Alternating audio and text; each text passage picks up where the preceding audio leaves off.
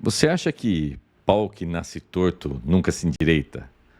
Ou que, como você tem a opinião muito bem formada sobre alguma coisa, é impossível que você mude a sua opinião?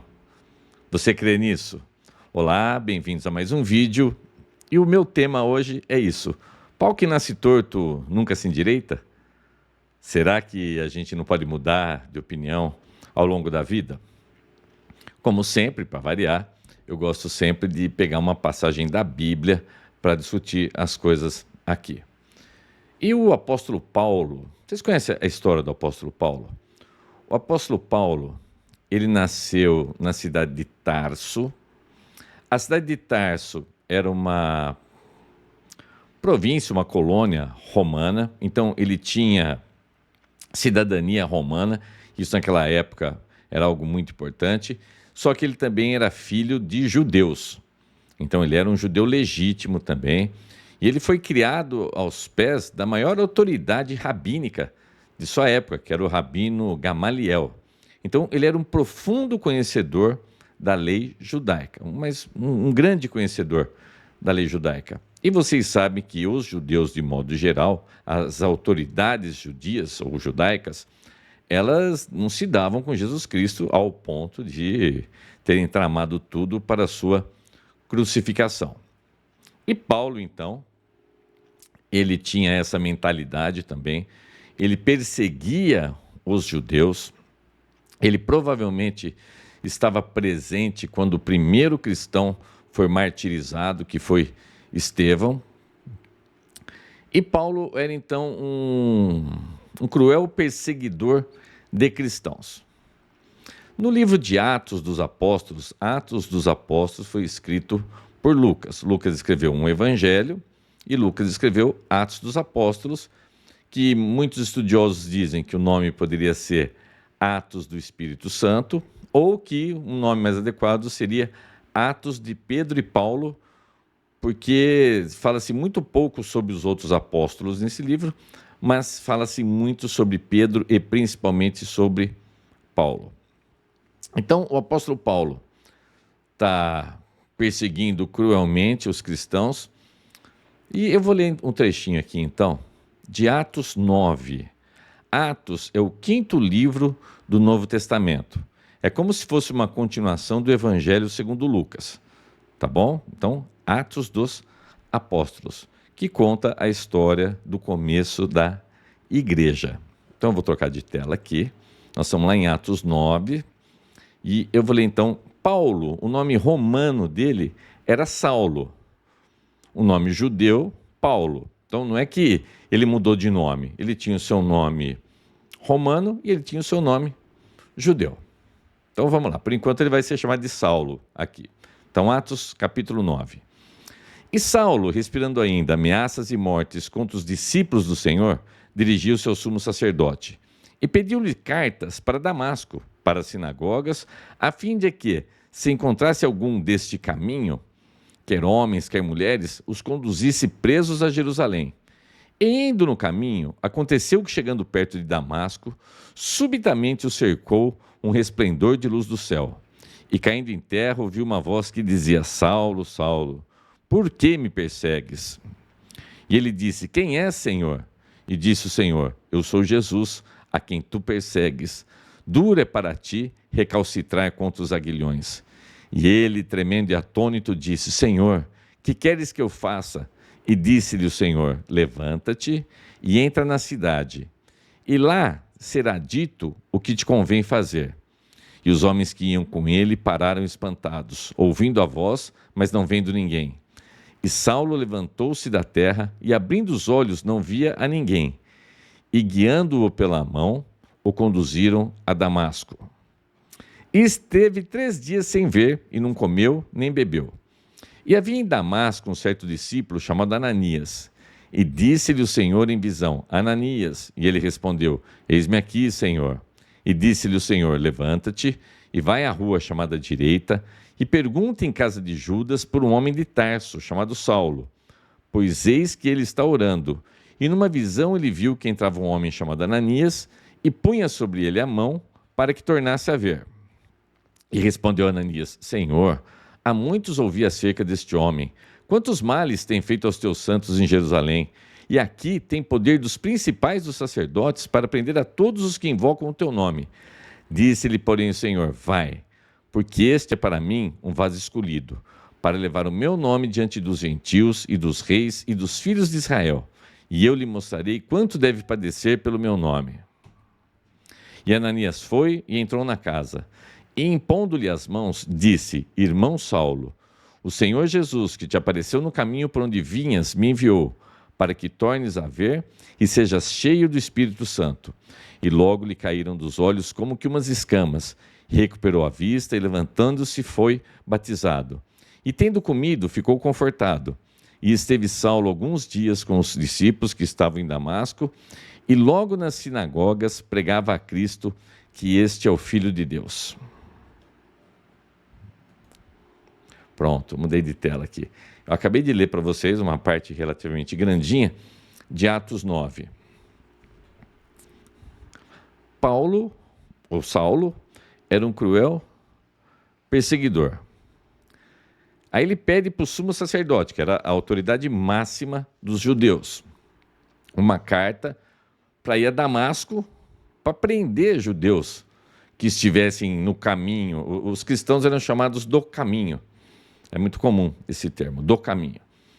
Então, ele está indo para Damasco para prender, para matar judeus. Eis que indo para Damasco, para o caminho de Damasco, Jesus aparece para ele, puf, um clarão. Ele cai no chão e fica cego. E ele fala: quem é, Senhor? E Jesus fala: eu sou Jesus, aquele que você persegue. Então, perseguir os cristãos é a mesma coisa que perseguir o próprio Senhor Jesus. Então, ele fica cego. Todo mundo que está em volta escuta Jesus falando com ele, mas ninguém enxerga nada. Então, imagina um susto, um clarão, você ouviu uma voz, mas você não vê nada. E Saulo cego. Saulo é então guiado para dentro da cidade. Ele vai parar na casa de um certo Judas, por favor, não é o Judas irmão de Jesus, também não é o Judas que traiu Jesus, porque o Judas que traiu Jesus já se matou faz tempo. Ok. Eis que, enquanto ele está lá, ele fica 3 dias sem comer, sem beber, na casa desse Judas. Deus aparece em visão, é diferente agora do que apareceu para Saulo, para Paulo. Ali foi o próprio Jesus que apareceu. Agora, em visão, a gente não sabe se foi numa oração, se foi num sonho, aparece para esse homem chamado Ananias, um discípulo chamado Ananias. Ele fala: Ananias, procura lá na casa de Judas, o Saulo, Paulo. E ele fala: Senhor, aquele, nossa, eu já escutei o que ele está fazendo com os judeus lá em Jerusalém, com os cristãos em Jerusalém. Tem certeza que é aqueles? Como se ele não quisesse ir. Tipo assim, como assim? Como? É para Paulo mesmo que eu vou lá orar? E Deus fala para ele assim: vai, você vai, e ele vai ser encarregado de levar meu nome para os gentios. Quem não era judeu, resumindo, né? Quem não era judeu era chamado de gentil. E ele fala: e importa para ele saber que ele vai sofrer no meu nome. Então, Ananias não fica discutindo com Deus. Ananias vai, Ananias ora, como que caem umas escamas dos olhos de Saulo, de Paulo. Depois a gente vai chamar ele só de Paulo, tá? Caem umas escamas, ele recupera a visão, ele é batizado e ele já começa, aí ele come, ele se restabelece e ele já começa a pregar nas sinagogas. Contando a historinha assim, eu estou procurando aqui no meu computador quanto tempo está a minha gravação. Já está com 9 minutos. Eu tenho que controlar, porque no Instagram é o máximo de 15 minutos que pode ter. A 15 minutos é tempo, hein? Saulo começa a pregar nas sinagogas que Jesus Cristo é o Filho de Deus, que ele é o Messias que havia sido prometido. E como eu estou dizendo, talvez você não tenha noção exata do que é isso, mas ele era o maior perseguidor. Ele odiava os cristãos. Você imagina que senta numa sinagoga e tem lá uma viúva de alguém que ele perseguiu e matou, ou que tem uma mãe ali que ele perseguiu o filho e matou. Então, ele não era qualquer pessoa. Ele era uma pessoa que odiava os cristãos e que, consequentemente também, acho que os cristãos não deviam gostar dele. Imagina, matou meu pai, matou meu irmão, matou meu filho. Mas estava lá um homem verdadeiramente convertido, arrependido. Em várias passagens, em vários de seus livros, ele se coloca assim. Entendam que ele se tornou o maior dos apóstolos. Só para você ter uma ideia, mais da metade do Novo Testamento são livros e cartas que o apóstolo Paulo escreveu. Então não é qualquer coisa.